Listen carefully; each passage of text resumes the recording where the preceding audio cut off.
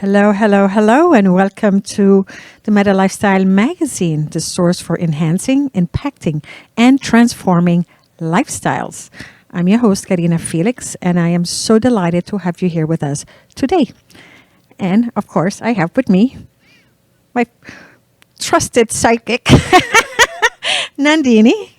Hello, everyone. Welcome again to the Metaphysical Magazine TV show. We have a wonderful show planned for you today.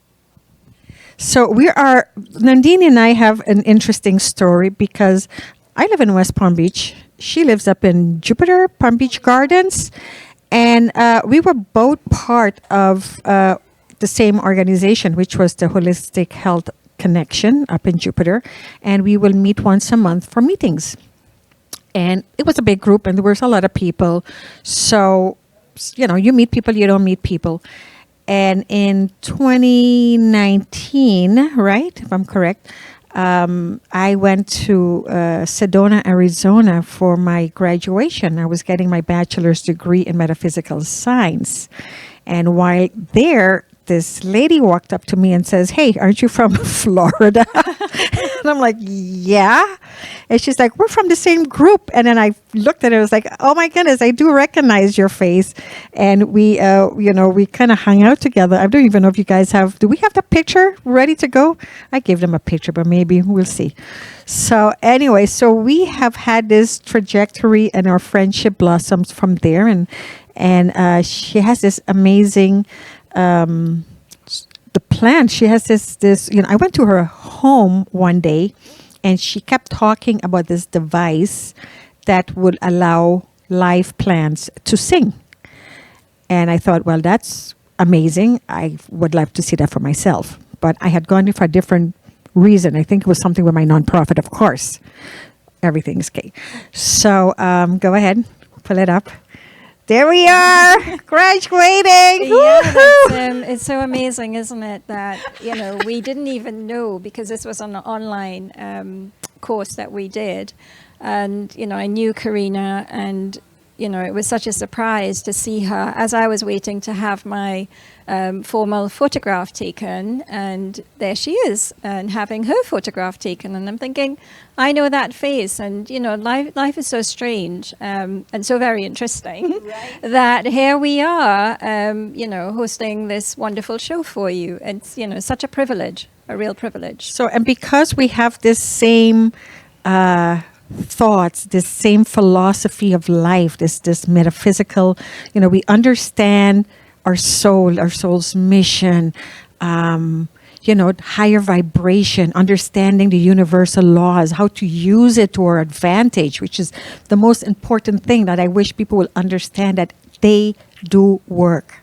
Words are like, I call them magic.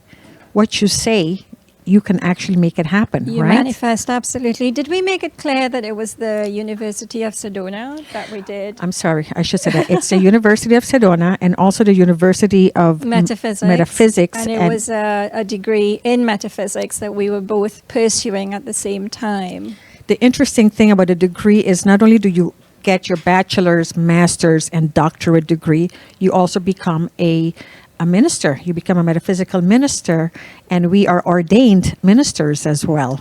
So we kind of speak the same language. So it's always interesting when other people in that field, when we get together, we don't have to explain ourselves. We can talk freely, right? So for that reason, I thought it would be interesting to do a little bit more of a deep dive, because I think people think metaphysics is a religion. And it's not religion. It's not really spirituality, because what we learned is that metaphysics encompasses a lot of stuff. It brings in philosophy. It brings in psychology. It even brings in quantum physics, understanding how energy moves, because we know energy, you can't destroy it. You can only transmute it and change it. You can, ship shape, like they say, but you can destroy energy. And we could use that energy to benefit our well-being every day. And then it also encompasses the religions of the world, whether it's Buddhism or Confucius or, whatever the religions are, the root of all religion is still that whole happiness, bliss, elevating our vibration, really getting to the next level. And But it's interesting that you use the term quantum physics. And what I find fascinating is that quantum physics is discovering now everything that metaphysics has told us. correct. For millennia. Correct. So, metaphysics actually is the root of all physics, all science, because the whole point is we ask why. Why does this work this way? Why? And that question why is what get people to go into that next level. Well, why does the universe work the way it is? Why does a plant grow? Why does the biology of a human work? It's all the sciences come together under one umbrella. Yeah, and I think it might be helpful to just explore for a couple of minutes the word itself, metaphysics. What does that mean? If we think of physics as the exploration of what is in the physical world, what is real, what is reality, what you can study and dissect with logic. And the word meta actually means above that. So you are going above and beyond the physical aspect of the world, of the universe, of what we can see with our eyes. So when somebody says that they've had a mystical experience, it's not something that can be described with logic. Right. That is a metaphysical part of our human experience that logic finds very difficult to define, to explain. And I have a story actually about a client of mine. It gives a really good example of somebody moving from physics to metaphysics. This guy, he is a scientist. He has a few degrees in physics. And as a scientist, when he was studying in Canada, in his university environment, he was just immersed in this very atheist belief because, as a scientist, many of them do not believe that there is anything beyond what they can see and touch and prove. And having grown up in a Catholic family, he found himself very, very conflicted. And he became an atheist for quite some time, but that conflict remained within him. And he became so troubled with this, he was not sleeping. And he reached out to what he called God, and what others might call universal consciousness or source. And he said, God, show me a sign. If you really exist, show me a sign. And he opened up his Bible, and the verse that it fell on, that the pages where it opened, was so powerful for him. It was like the verse was saying to him, I exist. I do exist. So he literally went from physics to metaphysics. And now it's his life mission to share his own personal journey with atheists in the world, because he experienced that.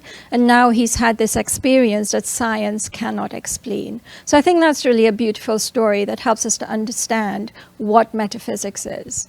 Well, like I said, from my research, I realized that the original word for meta was going beyond, and beyond means beyond what we see, hear, touch, feel, taste, smell. Like we're still stuck in the five senses, but we have to step out of that into whatever the sixth sense or the fifth dimension, where we're moving into right now, and that's just faith. And the word faith has been around for so long, but we don't really know how to use faith. We don't know how to really, really believe. We say we believe, but then there's still little doubt going like, but what if it doesn't work? And what if? And in metaphysics, our prayer is not just what I call supplication. I mean, I come from a couple of background languages. Supplica, we use, meaning to beg and ask. But in metaphysics, you have to affirm that you already have what it is that you want. And by affirming, being positive of what you want and going after what you want, the universe will come together and bring whatever it is that you need into your life, the right person, the right circumstance, the right whatever it is that you need. But you have to, through faith, through belief. And my story goes way, way back. And I keep getting asked, like, when did you have that aha moment? I never had an aha moment. I totally believe I'm an old soul, and my soul came in with the mission to not allow me to forget too much. And so I've been connected to my guardian angels since I was in my crib, for as long as I can remember. And I learned really early on to have faith and follow what is we call now intuition, what we call gut feeling. To me, it was just my guardian angel telling me, yo, you can do this, you can't do that. You do this, all is well. You don't do it, things are not going to work out for you. So I kind of learned to live in an ongoing faith space. So that's kind of my journey. Don't forget to follow, like, and subscribe to my channel Dr. Karina Felix for more videos.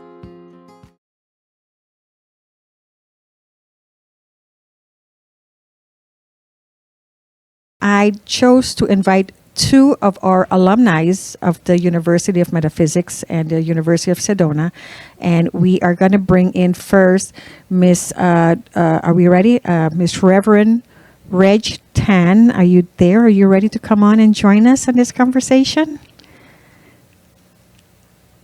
And here's the fun part. She's streaming in from the Philippines. So it's very early in the morning for I think her. it's 3 a.m. in the morning Yes. for her. Is it 3 a.m. for you? Hi, Reg.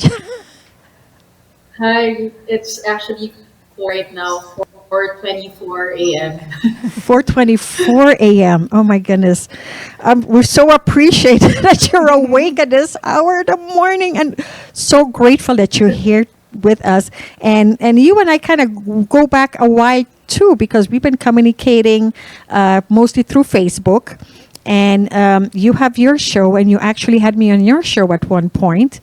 I think that might be quite a bit back. So tell me a little bit about your show. First, introduce yourself, who you are, what you do, and then we'll go into that. Yes, everyone, and I just want to greet everyone. Hi, it's a Filipino word. It literally means live, and I want to add live on existing because Karina was talking about meta going We're having bad connection. metaphysical, practical. Is there anything we can do about that? No? Value in it. Reg, Reverend Reg, can you hold one moment because we're having some difficulty with the streaming? Okay. Give us just 1 second. Let's see if we can, if this is, I don't know if it's our, all right, let's try this one more time. Go ahead. Mabuhay everyone, live and go beyond existing. It's a phrase that I remind everyone because my attraction for metaphysics is the use of our old traditions and mysticism and how practical it is to be utilized in our day-to-day lives. So I'm a passionate researcher even before metaphysics. I've done a lot of research first and foremost for personal growth topics, and also I feel that I've immersed myself a lot with success seminars, although I wasn't as successful as I wanted to be. Decided to study more, and that's how I studied for my bachelor's degree in University of Metaphysics, and then I got my certification as a life coach. And I've been doing energy healing for a couple of years already. And I got into meditation, and it really helped me elevate my awareness, and it helped me in my decision making process, which I really believe is a very important thing that we have to cultivate, especially if you're doing business or you're professionally representing yourself and you have to make decisions, it's very useful. So I also started a small business.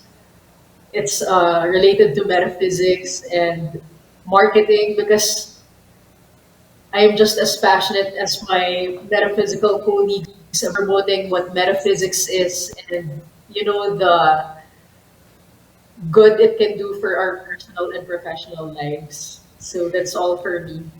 So what I liked about you, and it was, like I said, I've been following you for a while, and you have a book, and you came out with it with an ebook, and you were discussing the price of your book, and I love that you said, "I know my worth."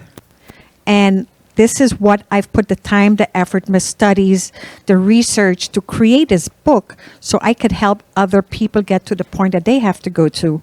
So I know my value, and this is the price I'm putting, and I'm not going to give no one a discount. And it's not a discount, it's because you realize that if you don't give yourself worth, who's going to give you worth? Right? Yeah. Yeah. Thank you for affirming it and validating it because one of the things that I want to share with everyone, first, I really immerse myself into doing the research on myself first, if it's really working on me. So, for instance, when I took my bachelor's degree, I know that I can finish it easily in less than 6 months, as they suggested.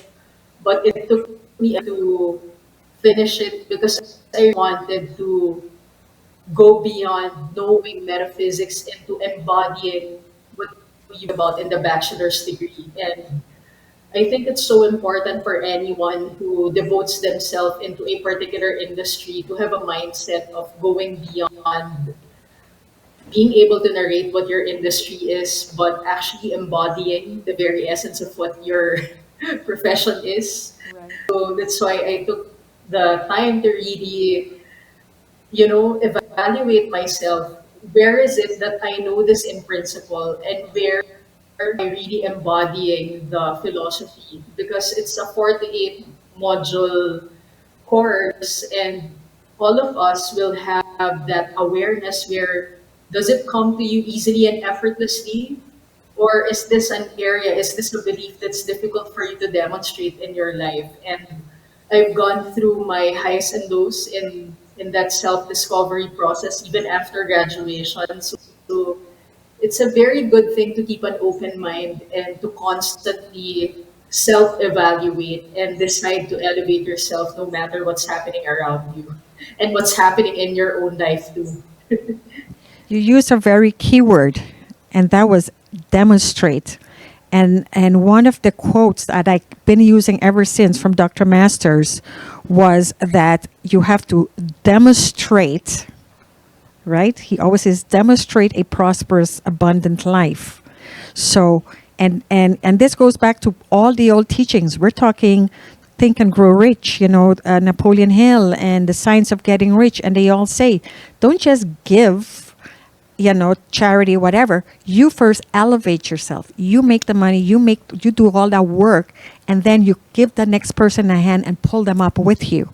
And then then we have two people getting four and four, and that's how we multiply prosperity and abundance by first becoming and then helping the next one to come to that level. Do you agree? For me, I realize that we are prosperous in different areas in our lives. For example, in my studies with uh, Jewish tradition, they always talk about wealth as a spiritual and material aspect. So some of us, we are wealthier in spiritual philosophies because that's where you've invested yourself a lot.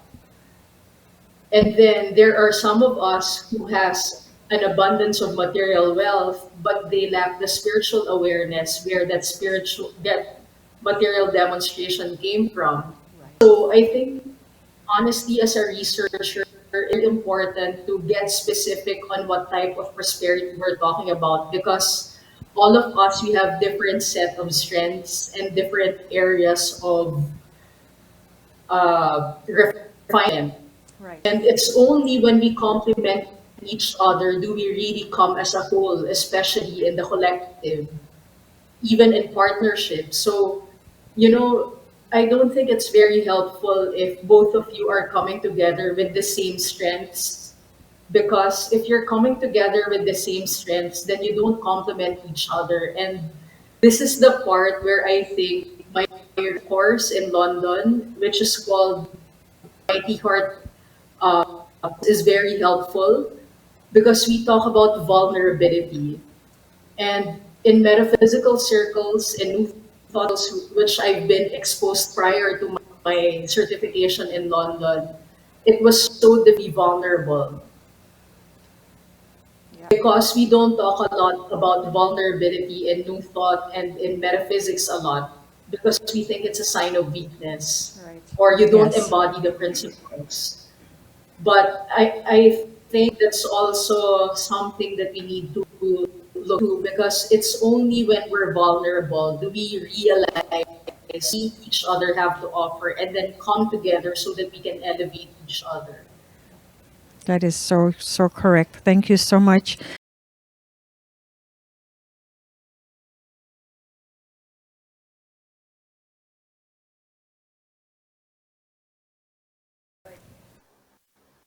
All right, thank you, Karina.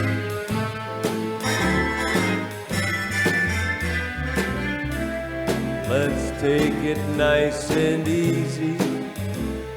It's gonna be so easy for us to fall in love.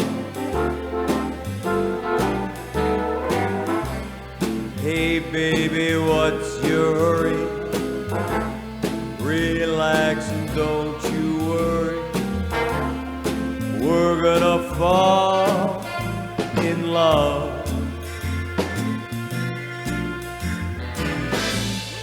We're on that road to romance, that's safe to say, but let's make all the stops along the way.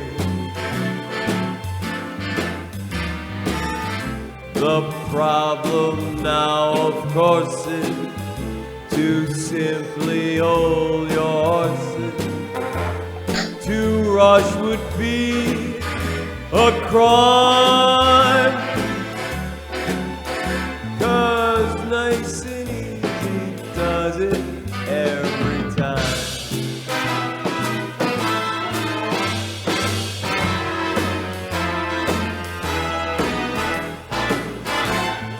We're on that road to romance, that's safe to say, but let's make all the stops along the way.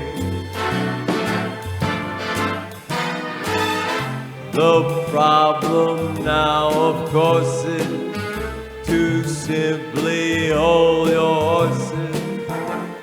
To rush would be a crime, 'cause nice and easy does it. Nice and easy does it. Nice and easy does it every time. Like the man said, come on now. Nice and easy does it. Nice and easy does it. Nice and easy does it every time. Very good, very good. That's awesome. I love it.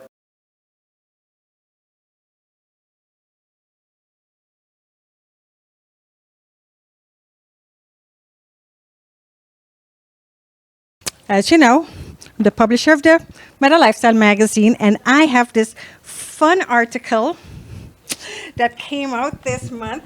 Oh my goodness, let's see. And it's called The Gratitude Punch. And the writer of The Gratitude Punch is here with us, Miss Maya Rubin, and she's going to create her little punch for us right now. Very, very happy to be here. So I love the conversation we're having because it really, this is what Gratitude Punch is. It is very metaphysical. It is about declaring what we want. And you mentioned The Science of Getting Rich. I have read that book probably on repeat every day with a friend in the past year. So I love it.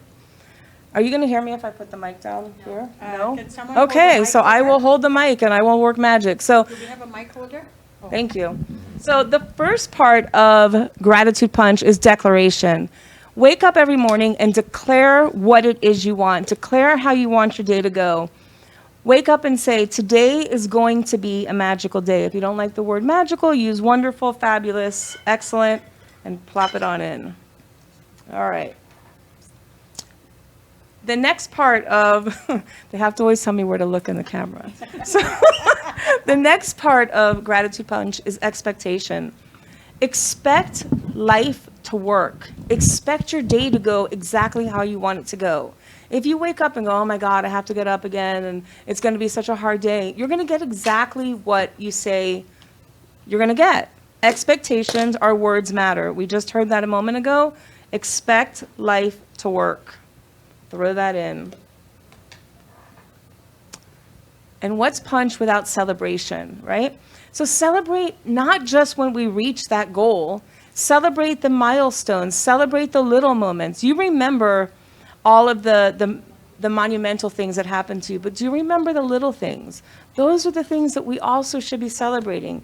You know, I always use the example of you parked your car a little bit further so that you had a few extra steps, or you ate an apple instead of a chocolate bar. You can tell what I like to eat. I like the chocolate, until recently. Education, we never stop learning. As a former educator, you know, take 10 minutes a day. We all have 10 minutes.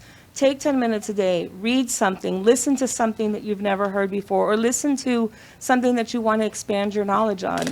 Give yourself an education 10 minutes every day, or more. But we always say that we're so busy, so 10 minutes is a perfect amount of time. And the last one is communication. It's not the last one, but it's the last small piece. Communication. Call people that you haven't spoken to in a while.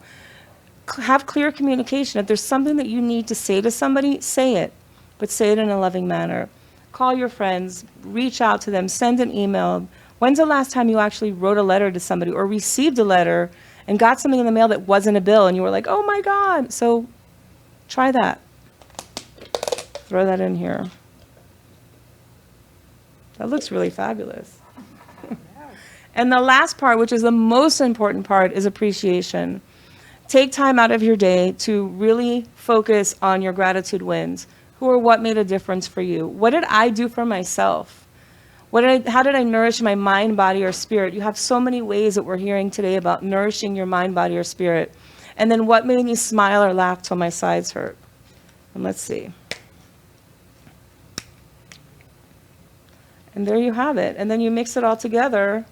And it doesn't mean that life is always perfect, but when we do these kind of activities, when we create this kind of habit, we find the deliciousness in our life no matter what happens. And that's really the process, is how is it that we manage? How is it that we handle what life throws at us? So when life is throwing you lemons, make some gratitude punch. Yay! Can we have a little bit Of course. punch? Yes. Can our staff and crew have a little taste here? Of course. That's it. And these are fabulous, fancy glasses.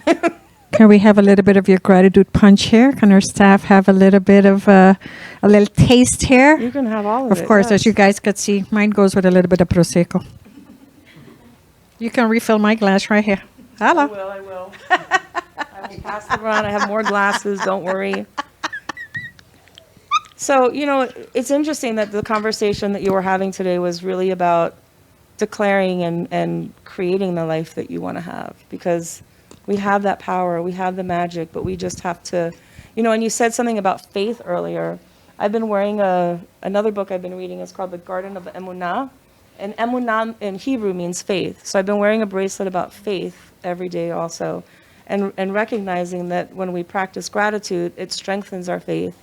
And then the more that we get the things we want, our faith is even more impacted. It's reinforced. Right. And So Waddle says that faith or gratitude cultivates faith, but other people would say faith cultivates gratitude. I'm not here to debate that. I don't care how you believe. Correct. But they both are powerful tools to have in your life.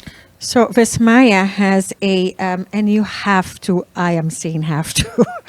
You don't have to, but you have to. So she has a gratitude daily affirmation that is very good because it helps remind you to stay on track of being grateful for the most simple stuff.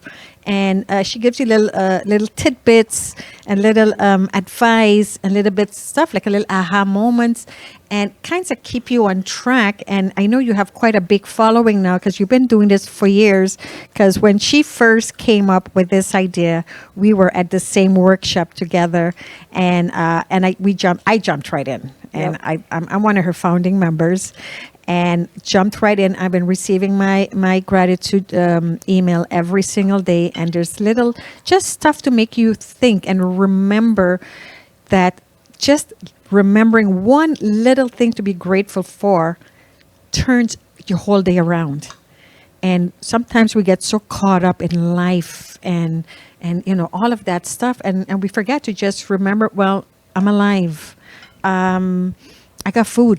I got whatever that is that you need at that moment to help you elevate your consciousness and help you appreciate the simple stuff of life. And it doesn't have to, I like to use the word lifestyle, but lifestyle to me is something different to a lifestyle to you or you, Nandini, or Lynn is here with us. Lifestyle is very different. Somebody might want the opulence. They might want the big house and the jet, the boat. Someone might just want a cottage with a nice little garden and something simple. Each of us have a different desire, and it's okay to pursue whatever that desire is, right? Absolutely. I call it a practice, like a gratitude practice, because it's something we have to consistently work on. People talk about an attitude. I don't know how to have an attitude, but I do know how to have a practice because those are steps that I can put in place and I can work on every single day. Can we just emphasize how important gratitude is as part of a metaphysical approach to life? When Karina earlier was talking about declaring what it is we want to achieve to the universe, metaphysics teaches us that in declaring that, we give thanks for it, even before it is manifested in our lives. So when we give gratitude for it, we're speaking it into existence as if it is existing now in the present moment. Although it may take some time for that manifestation to become real in our lives, we're giving thanks for it now. And that is what a metaphysical approach to life is all about. It's wonderful that you're here today sharing this Thank you important so much. message. We Thank appreciate you. it. It was no coincidence. It was absolute divine timing. Yeah. So we're going to go ahead and try one more time to get Reverend Marcus Brown online. Because he's, like I said, he's one of the alums to the University of Metaphysics. And I've also been following him. And these are people we've not met in person, but we've chatted over time. And by following each other, I realize where we have the same common goals, the same messages. And I think we're all in this you mentioned the word vulnerable. And from my magazine, what I'm getting is the articles I'm getting, the stories that people are sharing are so much more raw. It's raw and vulnerable. And it's like we are not hiding no more. We are not being, shh, don't say, don't air your dirty laundry to the neighbors. We're not there no more. We have to let this stuff out. We have to accept life is what it is and then seek and ask for help. It's okay. There's nothing to be ashamed of. And that's what we're all in this together. We're here to work as a team. And we have to remember that in sharing our personal stories, our personal struggles, we're actually helping somebody else who hasn't found their voice yet to share their own struggles. And we're helping them to overcome in the same way that we are overcoming. That is so very important. So we need to speak. We need to share. Lynn, would you like to put your two thoughts in there. Lynn, Mr. Everett, are you awake? Yes, I am. Go ahead. Tell us your thought. Well, I love what you said about all of us being in this together, because we are. And we are, it's kind of funny because we're each having our own individual journey, but then we are also part of a collective. So we are experiencing life on two levels. One, our own specific path, journey, and the lessons we're here to learn, and then the complementary path, which is being part of a collective. So we are literally having a role, a part in creating everything. So as we see all the things happening in the world, we know that they're for our benefit, but ultimately we know they're for everyone's benefit. And even things like your show ultimately are for everyone's benefit. And to be able to understand that everywhere that we can gather a piece of information, a nugget that will help us in our journey, is time well spent. Very true. Very true. So it's kind of interesting because just between the group right here, Lynn helps people write their books, correct? So you're into helping people tell their story. And then I have Nandini here, who is also either helping you get your message out there, as well as she's a ghostwriter for those who have that fear of writing their story, not so much telling the story, but the actual writing part of it. So this is when you get yourself a ghostwriter, and you either record it or you tell it to her, and then she gets that in your book. So if you have that story and you're thinking, well, I'm not a writer, there's other options, and don't let that stop you from getting your story out, because someone out there needs a story. And, I'm a publisher. I have Ingenious Publishers, and I publish my books and I publish my magazine. And whatever you need, please really don't keep that in there, because someone out there needs that message that you have to share. Right? Absolutely. I mean, if you read the magazine, in the 2 editions that we've had so far, I have shared very, very personal stories of my own struggles. And the feedback that I've had on these stories are so positive. People say, thank you for sharing that. It makes me feel less alone on my journey. So your story is about self-healing. It says self-healing, the hardest, easiest thing you'll ever do. Authority. We're conditioned to respect it, honor it, and believe it. So tell us a little bit about that journey. this was when I was very, very, very ill, and I ended up in hospital, and the doctors were recommending, a drug for me that would have really serious side effects. They would have to do a blood test every month to determine whether my liver was functioning properly. And that was just one step too far for me. And I'm so very grateful that, because of my approach to life, I was able to understand that I was responsible for getting myself in that hospital bed.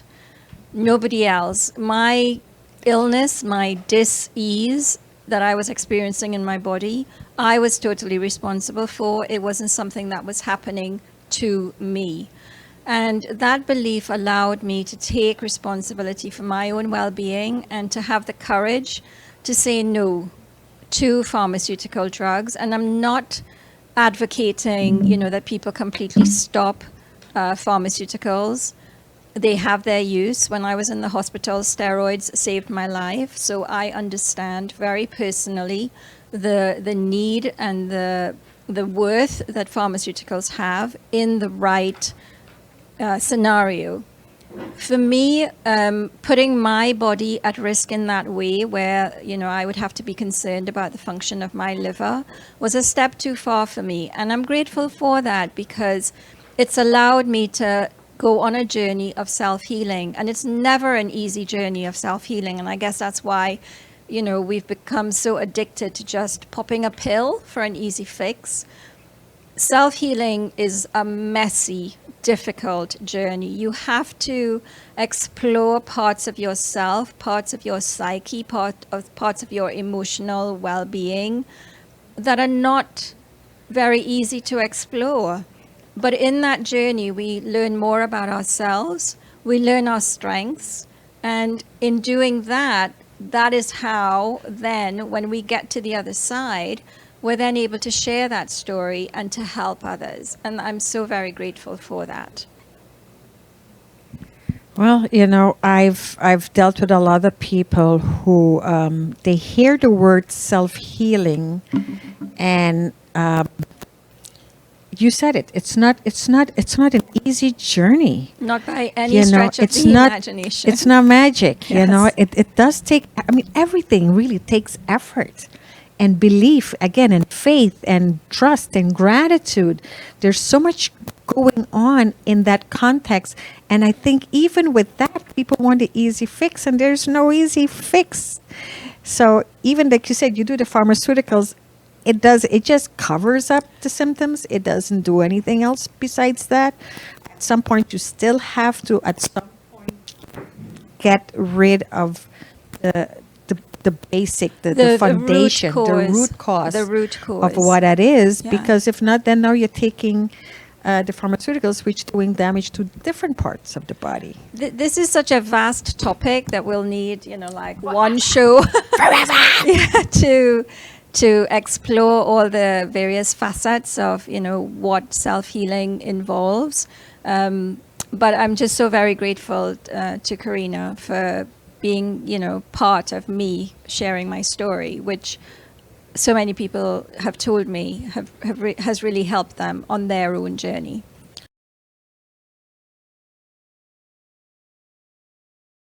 So talking about books and publishing, I think we have Heidi Hess. Is Heidi Hess on? Hey there, how are you?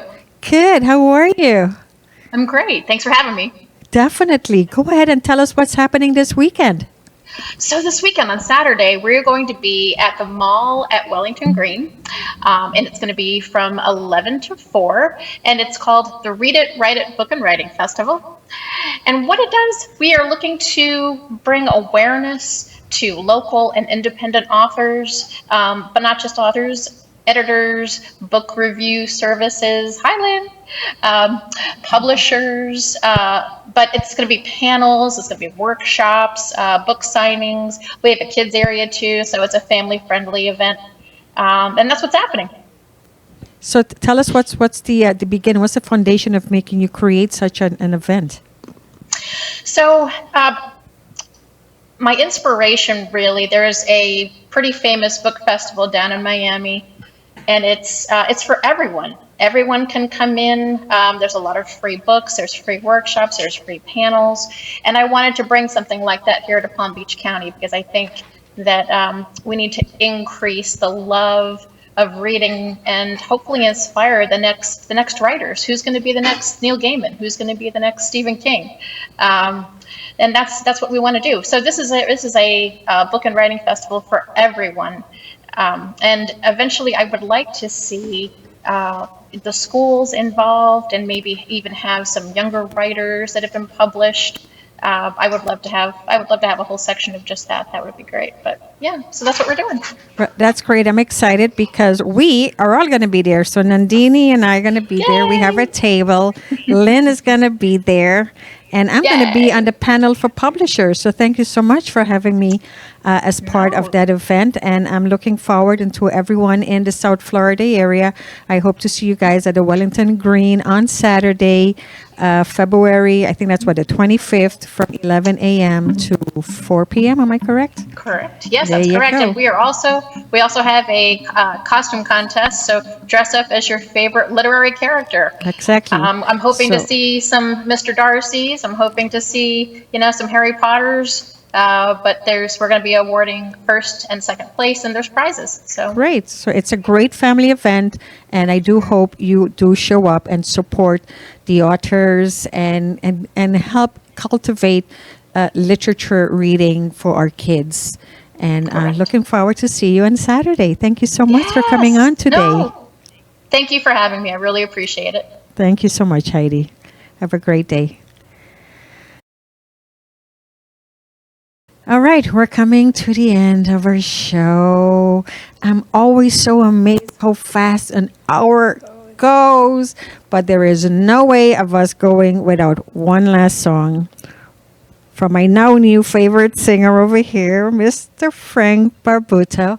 And take it away, Frank. And thank you so much. Oh, next week we're going to have the Millenniums show. So any 20 to 27-year-olds, contact me, come to the show. Whenever you're ready, go. Okay, also I want to mention there's a charity that I'm involved in. It's called the His House Foster Care. And we have the banner. They'll put it up after I sing this song, I'm sure. So if you get a chance, take a look at that. That's His House Charity, and it's sponsored by Narrow G Entertainment, which is my agency, or my agent. So thank you, Karina. No worries.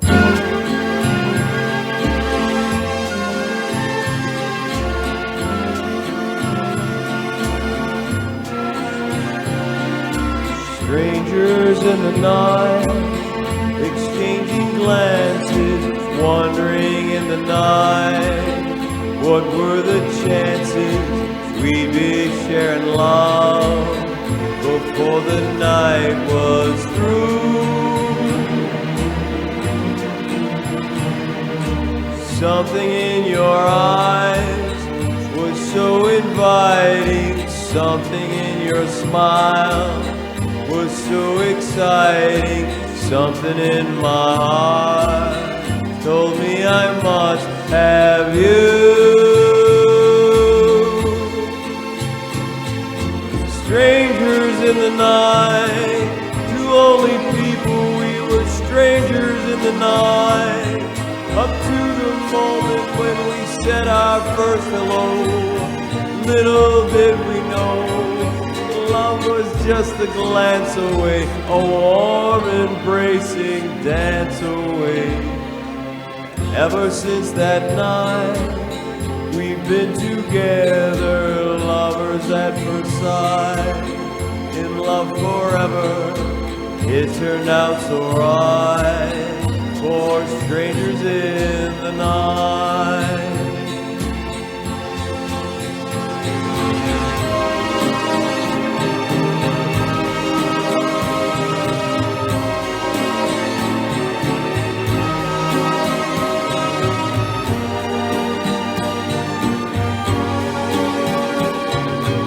Love was just a glance away, a warm embracing dance away. Ever since that night, we've been together, lovers at first sight, in love forever. It turned out so right, for strangers in